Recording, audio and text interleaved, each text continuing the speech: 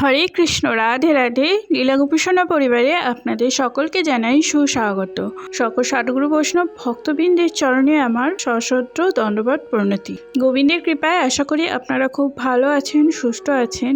আজ 10ই মার্চ 2025, ফাল্গুন মাসের শুক্লাপক্ষের পবিত্র একাদশী, আমলকি একাদশী ব্রত। প্রিয় ভক্তগণ, পবিত্র আমলকি একাদশীর ব্রত মাহাত্ম্য পাঠ করব, আপনারা মনোযোগ দিয়ে তা শ্রবণ করবেন। আমলকি একাদশী ব্রতের মাহাত্ম্য কথা শ্রবণ করুন। যুধিষ্ঠির মহারাজ বললেন, হে কৃষ্ণ, মহাফলদাতা বিজয়া একাদশীর কথা শুনলাম। এখন ফাল্গুন মাসের শুক্লাপক্ষের একাদশী যে নামে বিখ্যাত তা বর্ণনা করুন। শ্রীকৃষ্ণ বললেন, হে মহাভাগ যুধিষ্ঠির, মান্ধাতার প্রশ্নের উত্তরে মহাত্মা বশিষ্ঠ এই একাদশীর মহিমা কীর্তন করেছিলেন। আপনার কাছে এখন আমি সেই কথা বলছি। এই একাদশীর নাম আমলকি।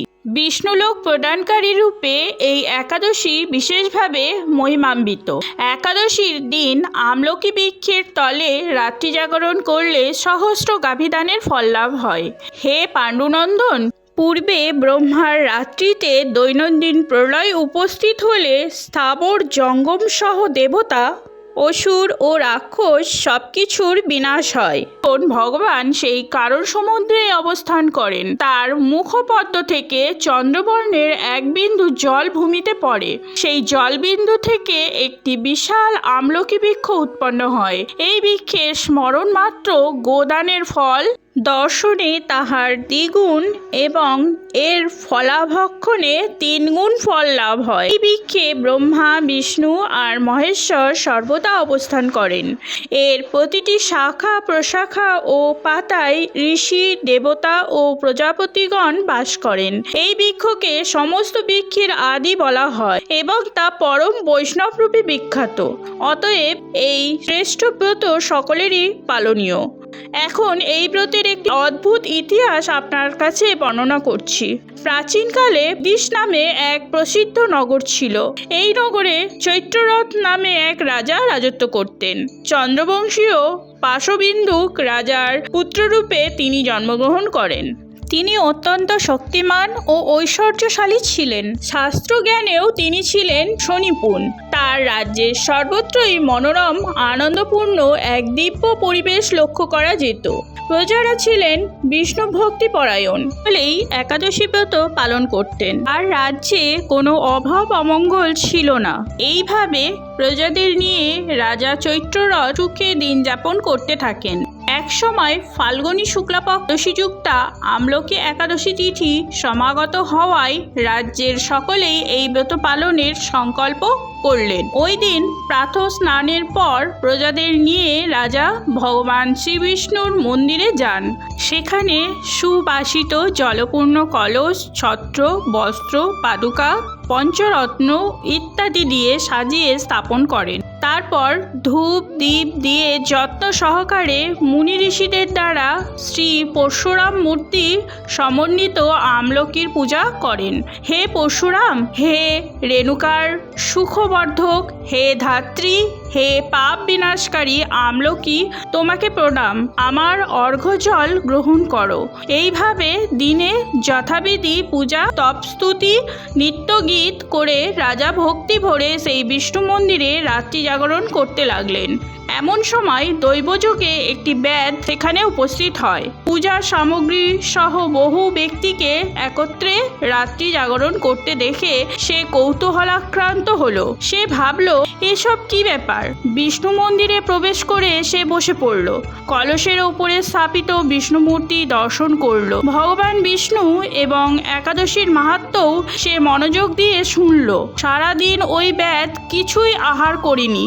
এইভাবে ক্ষুধায় কাতর হয়ে সেখানে সে রাত্রি জাগরণ করল। পরদিন প্রজাসহ রাজা নগরের দিকে যাত্রা করলেন। সেই ব্যাধও তার গৃহে ফিরে গেল। এরপর এক সময় ব্যাধের মৃত্যু হলো। একাদশীতে রাত্রি জাগরণ ব্রত প্রভাবে সেই ব্যাত পরবর্তী জন্মে এক রাজ্যের অধীশ্বর রূপে নিযুক্ত হল। জয়ন্তী নামে এক নগরী ছিল, সেখানে বিদুরথ নামে এক রাজা বাস করতেন। ওই ব্যাত বিদুরথ রাজার মহাবলী পুত্ররূপে জন্মগ্রহণ করেন। তার নাম হয় বসুরথ। 1,00,000 গ্রামের আধিপত্য তিনি লাভ করলেন। তিনি ছিলেন সূর্যের মতো তেজস্বী, চন্দ্রের মতো কান্তিমান ও পৃথিবীর মতো ক্ষমাশীল। বিভিন্ন সদ্গুণে ভূষিত বসুরথ পরম বিষ্ণুভক্তি পরায়ণ হন। এই মহাদাতা রাজা একবার শিকার করতে গিয়ে পথ ভুলে যান।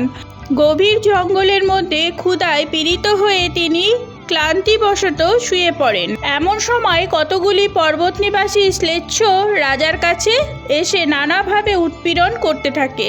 রাজাকে তাদের শত্রু মনে করে তারা তাকে হত্যা করতে চেষ্টা করে। পূর্বে এই রাজা আমাদের পিতামাতা, পুত্র, পৌত্র সবাইকে মেরে ফেলেছে, এর গৃহ ছাড়া করেছে।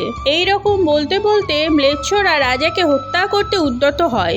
তারা বিভিন্ন অস্ত্রশস্ত্রে তাকে আঘাত করতে থাকে, কিন্তু আশ্চর্যের বিষয় তাদের সকল প্রচেষ্টা ব্যর্থ হয়। রাজার কোনো ক্ষতি তারা সাধন করতে পারেনি। তখন রাজার শরীর থেকে নানা অলঙ্কারে বিভূষিতা এক পরমা সুন্দরী স্ত্রী মূর্তি আবির্ভূতা হন।